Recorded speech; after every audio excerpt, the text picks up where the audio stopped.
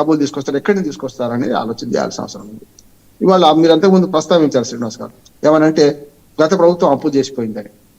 అనవసరంగా అసత్యాలు అర్ధసత్యాలు చెప్తే ఎవరికి వాళ్ళు మనకి తిప్పి కొట్టేది వాళ్ళు. కనుక మనకు పార్టీల పరంగా లేవు కనుక 2 విషయాలు మాట్లాడుకోవాలి. ఒకటేమో ఈ అప్పుల గురించి కూడా అవస్థలు చెప్తుంది ఈ ప్రభుత్వం అంటున్నారు.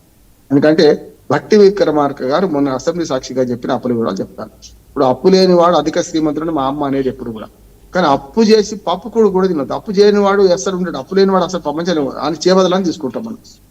ఎంత ధనవంతుడైనా ఎక్కడో అప్పు చేస్తాడు.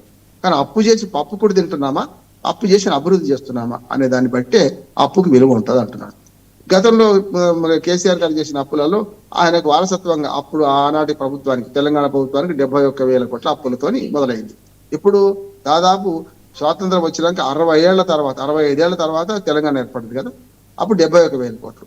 కానీ ఈ మధ్యన ఈ 10 ఏళ్లలో ఆయన అప్పులు ఏం చేశారు అంటున్నారు. 8 లక్షల కోట్లు, 7 లక్షల కోట్లు నోటికి ఏదేస్తుంది మాట్లాడుతున్నారు. నేనేమంటున్నాను, భట్టి విక్రమార్క లెక్క ప్రకారమే 3,65,000 కోట్లే అసలైన అప్పు. 4 లక్షల కోట్లు అనుకుందాం. 71,000 పాతది, అన్ని కలిసి 5 లక్షలు కావాలి. మన కాళేశ్వరం కార్పొరేషన్ అప్పు ఇందులో కలిపితే 1 లక్ష కోట్లు అనుకుందాం.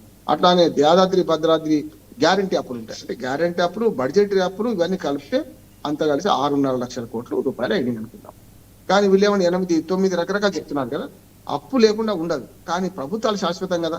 ఇప్పుడు తండ్రి అప్పు చేసిపోతాడు అనుకోండి, నేను కొడుకు ఆస్తిని అనుభవిస్తా కానీ నేను అప్పు కట్టా అంటే తప్పు కదా.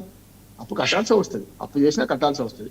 ఈ ప్రభుత్వం కూడా గత 2 ఏళ్లలోనే, ఇప్పుడు రేపు 23 నెలలు అయిపోయింది, 24వ నెల, ఇప్పుడు 7వ తారీఖు వస్తే 24 నెలలు అయిపోతుంది. 2 ఏళ్లలో మరో 2.5 లక్షల కోట్లు అప్పు చేసింది కదా.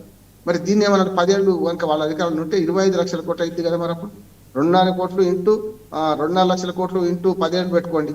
అంటే ద్రవ్యోల్బణం పెరుగుతున్నా కొద్ది సున్నాలు పెట్టుకుంటూ పోతుంటాం తప్ప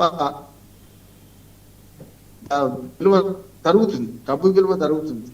అందుకని దీన్ని ఆలోచించాలి. ఏంటంటే అప్పుల గురించి మాట్లాడకపోతే పెద్ద అప్పుల గురించి మాట్లాడకపోతే మంచిది అంటున్నాను. ఇంకొక మాట చెప్తున్నా ఏంటంటే, వినస్తుంది కదా శ్రీనివాస్ గారు? ఓకే సార్, ఓకే చెప్పండి సార్. అవినస్తుంది కదా, రైట్? ఓకే ఓకే, రీజ్ అయినట్టున్నా. అప్పుల గురించి ఎంత తక్కువ మాట్లాడితే అంత మంచిది. అవును.